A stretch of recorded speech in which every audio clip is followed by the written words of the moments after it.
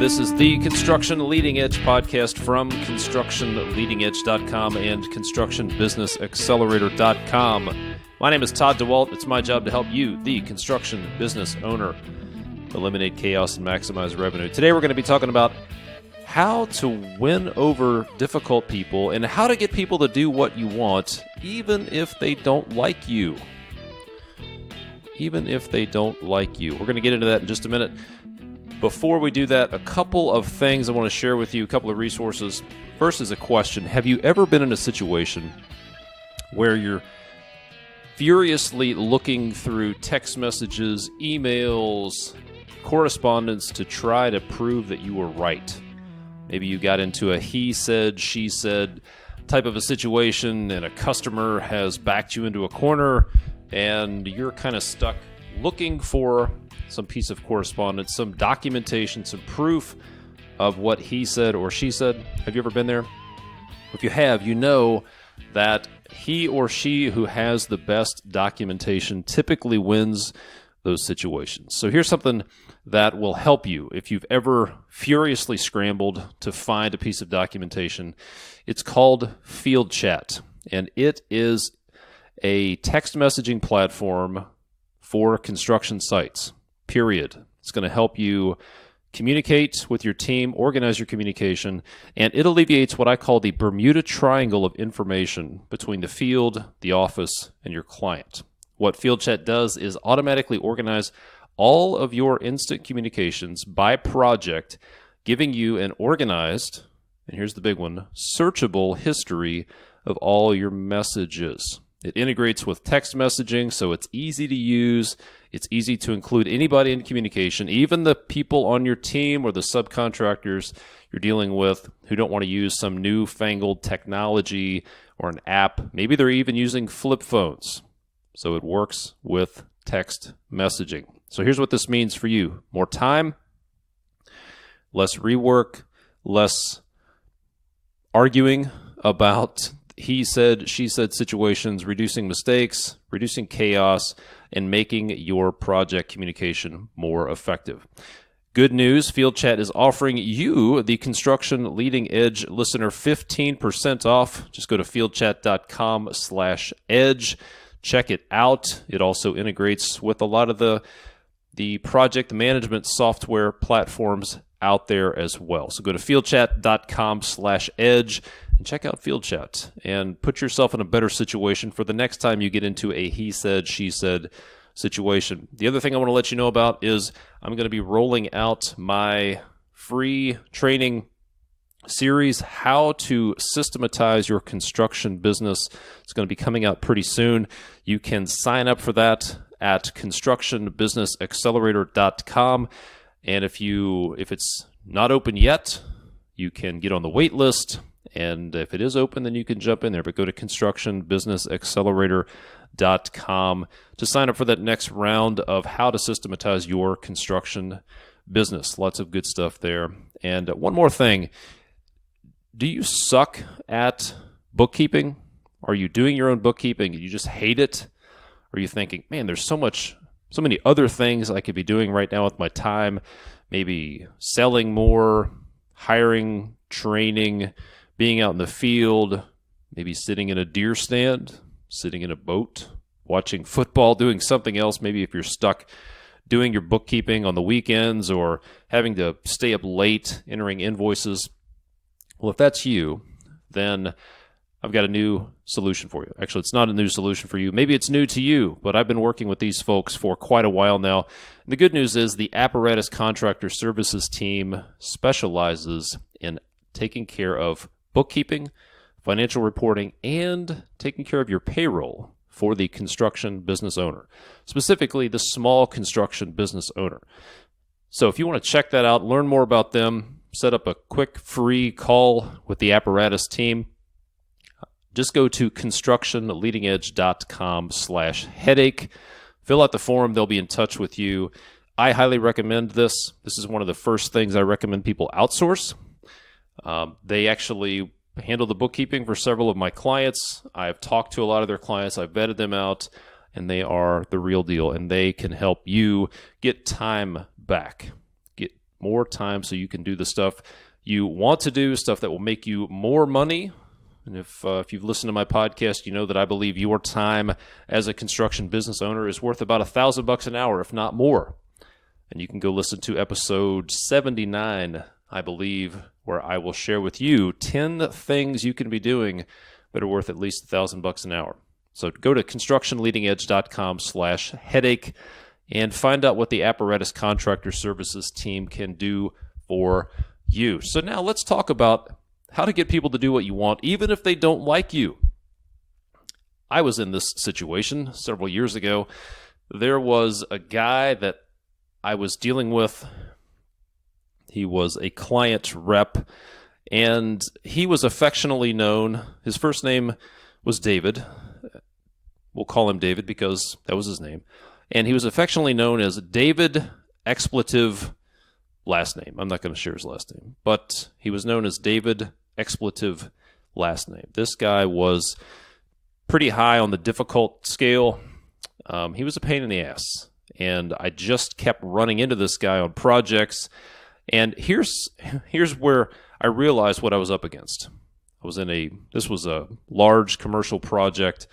We were in a coordination or design meeting, and we were talking about a specific, the specific situation was we were talking about the security design for this really large building. This was a large office building with about, say, 1,000 people who were going to work in this office building, and we were talking about the security system. And David Expletive last name brought up this idea of that basically would require all of the employees who work there to stand outside, swipe their badge before they got into the building. Stand out in the rain, the snow, the wind, whatever.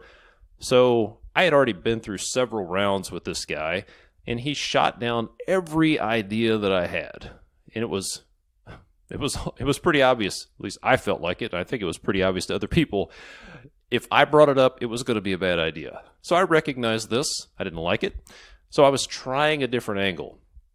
So instead of saying, here's what I think we should do, I said, he shared his idea that it would have 1,000 people standing outside every morning in the rain.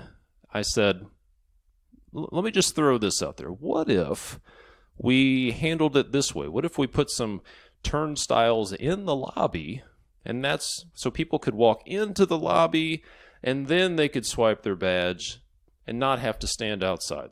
Frankly, this is how every Class A office building in America, in every metropolitan area, does it. They let their people come into the building and then they swipe their badge. This was nothing new, but I was trying, what about this? And David stood up, basically slammed his fist on the table, shook his head back and forth. No, we are not going to do that. No, we are not going to do that. And the actual client, the vice president of facilities for this company that was building a $60 million building, looked at David and said, why wouldn't we do that? Why wouldn't we do that? So I realized, for whatever reason, this guy didn't like me. He didn't like any of my ideas, and he was actively fighting good ideas because of me. And I got tired of that, so I thought I have to do something else. So I learned some strategies by dealing with David Expletive last name. Because of this, because I wanted us to have, well, one, I got tired of dealing with this. Two, I wanted the right thing to be done. I wanted the right ideas to get into these projects, and I was, for whatever reason, part of the problem. So I came up with a few different methods. I call it the CTA method, okay?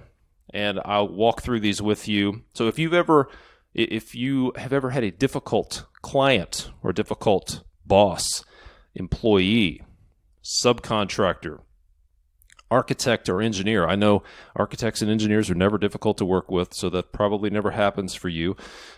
If you've had a coworker who is a pain in the ass, maybe you've had some difficulties with your spouse or with a kid, these strategies I'm going to share with you will help you get people to do what you want, even if they don't like you. Okay, so here's the key. None of this is going to make sense until you understand a couple of things. The first thing is you have the ability, and I would say the responsibility, to control your emotions and your actions. Okay? You control your emotions. You control your actions. You are in control of this. I like to call this operating with a high sense of agency. When you operate from a high sense of agency, with a high sense of agency, then you are in control of your emotions. Maybe you feel like yelling or pushing back or fighting or resisting or whatever. Believe me, I did. But I had to operate with a high sense of agency so the right thing got done. This is high emotional intelligence, high EQ. You have to be in control of your emotions. That's very important, especially for a leader and a business owner. It's crucial that you operate with high agency and get your itsy-bitsy feelings under control. And when you do this, when you operate at a place of high agency and with high EQ, emotional intelligence, you can actually change the entire environment. You can change the tone, you can change the environment in a meeting, on a phone call, in a team, in a company by doing this. This is incredibly powerful. This is a superpower. This is the kind of stuff that will actually make people change.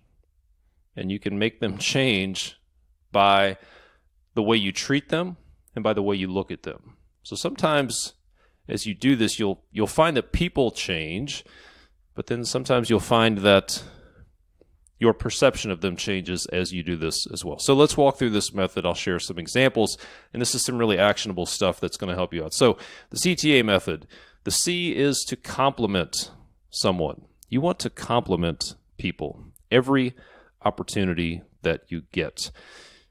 There are a few psychological principles that you need to understand here. And if you want to go deep on this, there's a book called Influence by Robert Cialdini, and his last name is spelled Cialdini. Frankly, I think it should be required reading for any leader, but check out Influence by Robert Cialdini. It is spelled like Cialdini, but it's pronounced Cialdini. Anyway, a couple of psychological principles. One is positive reinforcement. Positive reinforcement is the only type of reinforcement that really works. I learned this from my wife. She is an elementary school teacher, and when I'm in her classroom, she is a master at positive reinforcement. And as a result, her kids follow her and they do exactly what she wants. She's a kid whisperer. And let's face it, adults are just big kids. The psychology is the same whether you're a kid or an adult. So she uses positive reinforcement. And when you use positive reinforcement, you reinforce the behavior that you want to see, you will see more of that behavior. And this doesn't matter. It doesn't matter if someone reports to you or you report to them. It doesn't matter. We're talking about humans. It doesn't matter if there's an organizational chart or some hierarchy. Positive reinforcement works. And then you're also tapping into reciprocity. Reciprocity is the human tendency that we have when someone does something for us, we feel the need to reciprocate, to return the favor. That's why you get pins and stickers and stamps and all sorts of little knickknacks in the mail. That's why companies who prey on, frankly, they don't use this for good, but they use it for evil. There are people who prey on the elderly, and they will send them money. They will send them things trying to tap into this principle of reciprocity. But you can use it for good because it's a powerful psychological principle. And then there's one really big principle that is really the overriding principle that I'll share with you at the end after we go through the entire CTA method. So compliment, what does this look like? Let me give you a few phrases that you can use with anybody. You can say things like, "That's a great idea." "I like the way you fill in the blank." "That's a great question." You can use that anytime somebody asks a question. "That's a great question." "I'm so glad you brought that up." So, "That's a great idea." "I like the way you." "That's a great question." "I'm so glad you brought that up." So what does this look like? With a client, you can say, "I like the selections you made." "Ooh, I really like that paint color." Or, "That's a really cool brick that you picked." "Oh, I love that wood flooring." "I love the design." "I like the layout." "I really like the way you did this." If they bring up a question about how something's going to be handled, say, "That's a great question." Even if you don't like the question, right? That's a great question. So stop taking things personally. All of these things we're going to talk about may require you to stop taking things personally. But remember, you want to operate from a place of high agency, high emotional intelligence. With your boss, let's say if you are in a company and you have a boss, then you can compliment your boss. Say, "Hey, I really like the way you handled that situation." "Well, I like the way you dealt with that. I like the way you handled this." If they ask you a question, "That's a great question." If they bring something up, "Oh man, I'm so glad you brought that up. Thank you for catching that." So with the boss, you can do that. With your employees, if you are a manager or business owner, if you lead people, then make it your job to regularly catch your people doing something good. Make it your job to catch your people doing something good. "I like the way you did that."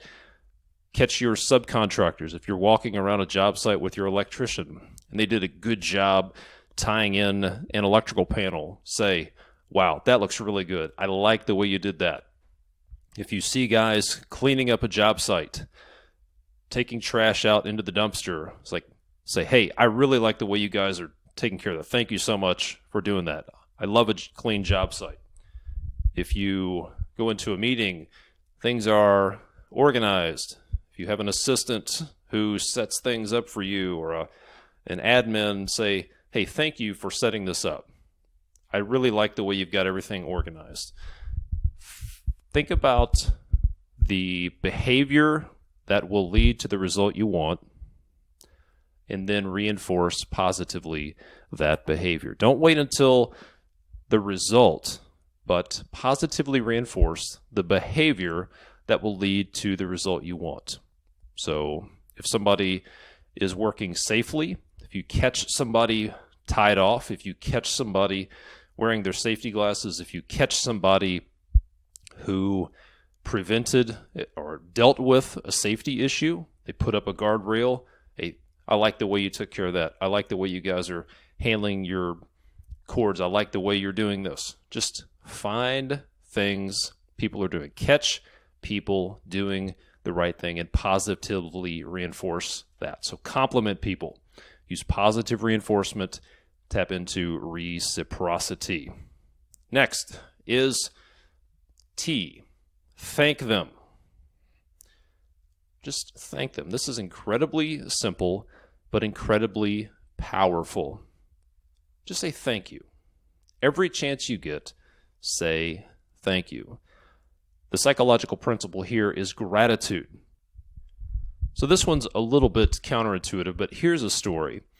One of my clients that I've been working with for quite a while shared with me that he was pretty frustrated with his employees. He was pretty annoyed by some of their behavior and wasn't happy with the way things were going. So I gave him some counterintuitive advice, and I said, practice gratitude. Spend some time thinking about the fact that these guys have a choice, okay? They have a choice. All of your employees, everybody on your team has a choice. They could be somewhere else. They could not show up for work. They have a choice, so be grateful. So my advice was, thank them. Look for things that they're doing right. Be thankful that you have these guys. Thank them. Think about the things that you're grateful for that they do, and focus on the positive, and then express your gratitude for them. And this was incredibly powerful for him. It really changed the way he looked at things. So here are a few examples of how you can use gratitude. Here's how this actually shows up. Every meeting, start by saying thank you. If you're having subcontractor coordination meetings, thank everybody for showing up. Again, everybody has a choice. Everybody's really busy. If somebody takes the time to show up for your meeting, thank them for being there. Every phone call that you have, say thank you. Hey, thanks for taking my call. Hey, thanks for taking a few minutes. Thank you for calling me back. Very simple, but very powerful. Every time somebody responds to an email, say thank you. Hey, thanks for the quick response. Thank you for that question. Thank you for bringing this up. If somebody gives you bad news, if somebody comes to you and says, Todd, we've got some bad news. This project's going sideways. This piece of equipment is broken down. This employee didn't show up. This went wrong. First of all, say thank you for letting me know. Because it's tough to bring bad news to the boss, right? So you have to understand, even though you're not happy about the situation, you're furious about the situation, really frustrated about the situation, you need to thank that person for letting you know the bad news. Think about the alternative. If you blow up on people when they bring you bad news, do you think they're going to bring you bad news? Probably not. You really want to know bad news. So thank them. Hey, thank you for letting me know. Thank you for bringing that up. If somebody has a concern about something, maybe they're wrong, but thank them for taking the time to share feedback with you. If you're an employee and somebody gives you some feedback and says, "Hey, Todd, I think you really need to work on your delivery, or you're really kind of harsh during these meetings," thank them, because they've taken the time and they care enough about you to have a potentially difficult conversation with you. If you've bid on a project and somebody says, "Hey, listen, we're going to go with somebody else," thank them. Thank them for letting you know, "Hey, thanks for letting me know. Thank you for the opportunity." Don't be a jerk. Don't blow up, regardless of how bad you need that project. Listen, how you respond to losing a project has a big determination on whether or not you get an opportunity at the next project.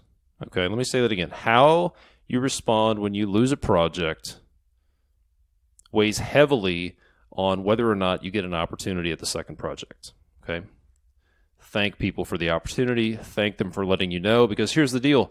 If they don't have to let you know, they could just let you languish for weeks or months, and you might think that you've got a shot and you're wasting all this time and energy, and it's good. It's much better to get a quick no than a long maybe. So thank people when they tell you you didn't win the bid. If you've applied for a job and you didn't get it, if you're an employee, then say, "Hey, thank you for that opportunity. There may be another shot," especially if you're applying for a job or applying for a promotion or something like that as an employee. How you behave when you don't get that job or that promotion will weigh heavily on your opportunities in the future. So those are some examples of situational things, situational ways you can harness the power of gratitude. But something I would recommend for everybody is to spend a few minutes every day doing what some would call a gratitude journal. Spend a few minutes every day writing down what you're grateful for. This is incredibly powerful, and as I talk to successful people, this is a common thread that I see, a very common trait that I see with successful people at all levels: gratitude. They practice gratitude. They spend a few minutes, maybe a lot of time every day writing what they're grateful for. Every day, I probably spend 15 minutes or more on gratitude. I will fill up an entire page minimum 1-page minimum of the things that I'm grateful for. I have a tendency to go kind of negative. I have sort of an auditor type personality. Maybe that's because of all the time managing projects and companies, always looking for the negative. So I spend a lot of time writing down the things that I'm grateful for. And here's why.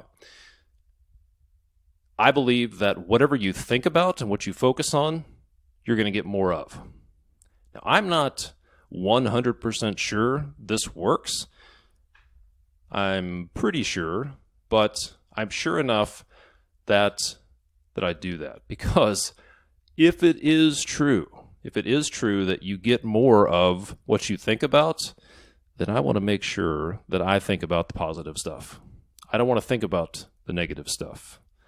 If, in fact, you get more of what you think about, I want to make sure and think about the positive stuff. So here's what gratitude does for you. It's summed up with this statement that I heard recently. When you change the way you look at things, the things you look at begin to change. When you change the way you look at things, the things you look at begin to change. So I recommend you use what I would refer to as the gratitude lens. This is a lens, like a pair of glasses you can put on, a set of lenses that you can put on when you want to, look at the world through the gratitude lens. This is something you can be active about. You may be pissed off, having the worst day ever, everything's going wrong, but you can choose to be grateful. And as a leader, you absolutely have to do this. So the CTA method: C, compliment; T, thank them. And then the A is this is what I did with David expletive blank. After several rounds of situations where every idea that I had was a bad idea, I tried this method. This is the method that turned things around with David. I called him one day and said, "Hey, this is not going well. What would you do? What do you think about this? What would you do in this situation? What do you think? You've been in the business for a long time. What do you think?" I asked his opinion. And that's what the A stands for, is ask them for their help. This sounds a little bit counterintuitive, but stay with me. This one is really, really powerful. So instead of resisting him and pushing back on his shooting down of every idea that I have, I started to ask his opinion. What do you think? What would you do in this situation? This is what is known as the Ben Franklin effect. Here's a story from Ben Franklin's time. In his autobiography, Franklin explains how he dealt with the animosity of a rival legislator when he served in the Pennsylvania legislature back in the 18th century. And I'll read this excerpt from Ben Franklin's autobiography. He's referring to this guy who was a rival of his who didn't like him. Having heard that he, the rival, had in his library a certain very scarce and curious book, I wrote a note to him expressing my desire to peruse that book and requested that he would do me the favor of lending it to me for a few days. He sent it immediately, and I returned it about a week with another note expressing strongly my sense of the favor. When we next met in the House, the House of Representatives, he spoke to me, which he had never done before, and with great civility, and he ever after manifested a readiness to serve me on all occasions, so that we became great friends, and our friendship continued to his death. Franklin says it this way: he that has once done you a kindness will be more ready to do you another. So the Ben Franklin effect is this psychological phenomenon that says a person who has already performed a favor for you is more likely to do another favor, actually more likely than if they have received a favor from that person. So this is an interesting, kind of counterintuitive principle. But the idea is to ask for someone's help. If someone doesn't like you, ask them to do a favor. Ask for their help. I'm telling you, this shifted things with this guy David that I worked with, similarly to the way it shifted things with Ben Franklin. In Ben Franklin's situation, this rival hated him, resisted him at every turn. So Ben Franklin asked to borrow this rival's prized possession, this rare book, and then returned it, expressed his gratitude toward him, and they became great friends, and that friendship lasted until their death. So if somebody doesn't like you and you want to change their attitude, or you want to get them to do what you want, even if they don't like you, ask for their help. Ask for their advice on a difficult situation. Ask your difficult client, hey, what do you think about this? You could ask their opinion about something else, not necessarily related to the project. Maybe you've got a difficult situation with an employee, and this person has, maybe they've led teams or they've managed people. Even if you don't like their advice, you don't have to take their advice.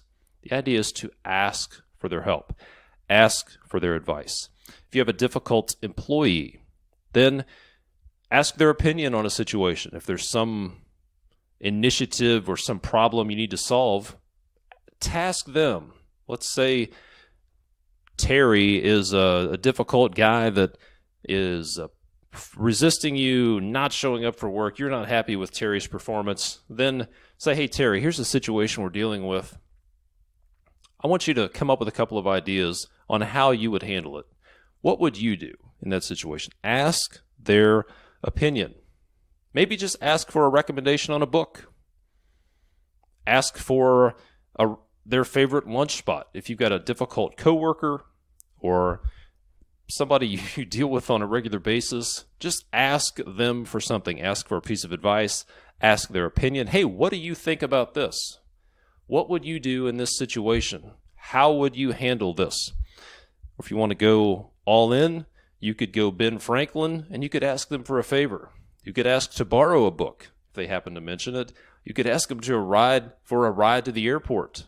You could ask them to drive you somewhere. You could ask them to do something for you because, as Ben Franklin found out, somebody who does a favor for you is much more likely to do another favor for you. It's a little counterintuitive, but I'm telling you, it works. So I mentioned there are several psychological principles that the CTA method taps into. We talked about positive reinforcement, reciprocity, gratitude, the Ben Franklin effect. But really the big one, the one that underlies all of this, is based on this really primal, basic need that all humans have to feel important. So if you want somebody to like you, if you want somebody to do what you want, if you want to influence people, even if they don't like you, make them feel important. Make your clients feel important. Make your employees feel important. Make your boss feel important. Some of you listening to this, you're really ambitious, you're really driven, and you're working for a less than capable boss, somebody who's not super organized, somebody who's not a leader, and it feels right, it feels okay to resist them and to diminish their authority and to undermine them. But I'm telling you, the right thing to do is make them feel important. Trust me, I've made that mistake. I was not a good follower. I've been under the leadership of bad leaders, and I didn't handle it properly. So make them feel important. Subcontractors, architects, engineers, make them feel important. Your spouse, make them feel important. Make your kids feel important. Make your coworkers feel important. If you make the people around you feel important, it's amazing how their behavior will change, and they will seem to have magically changed and become completely different people. In some cases, their behavior will change, and in some cases, it's just a matter of you changing the way you look at things, and the things will begin to change. So make people feel important. So there you go. That's the CTA method. If you want people to do what you want, especially if they don't like you, the good news is you can do that. You don't have to like them. You don't have to enjoy their company. But if you want to get things done, you can do that. Compliment them. Thank them. Ask them for their help. Make them feel important. So remember, if you want to wrangle your job site communications and have a searchable, organized history of all your communications, go check out fieldchat.com/edge. If you want to systematize your construction business, go sign up for the free training that's coming out soon. It might already be out at constructionbusinessaccelerator.com. And if you're not sure where to go, let's say you want to schedule a free call with me if you're a business owner. I would love to do that. I've got lots of free resources available as well. Just go to constructionleadingedge.com. Go to my homepage. There's some big red buttons there. Click one if you want to schedule a red call. Click the red button if you want to schedule a call. I'm not sure the call is going to be red. There's another button where you can click for webinars and resources. But all of my stuff there is there at constructionleadingedge.com. And as always, I appreciate the ratings, the reviews, the notes folks send in. Keep that coming. If you can if you could leave a rating or a review on iTunes, that would be fantastic. That gets the word out there to the interwebs. And as always, thank you so much for listening. My name is Todd DeWalt. I will see you next time.